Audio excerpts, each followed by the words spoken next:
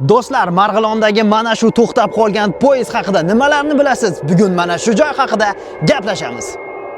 Videoni boshlashdan oldin Instagram sahifamga obuna bo'lib qo'ying. Zarar qilmaydi. Ma'lumotlarga ko'ra, Farg'onaga temir yo'l qurish ishlari 1899-yilda boshlangan. 1906-yil yanvar oyida rasman Orenburg-Toshkent yo'nalishlari ishga tushadi. Maqsad esa yurtimizdan paxta, quruq meva, ipak va ko'plab qazilmalarni Rossiyaga olib ketish bo'lgan.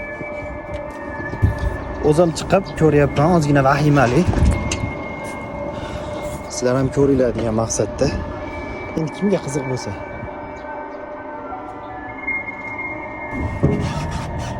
Hozir anetdan biror nima chiqib qolsa.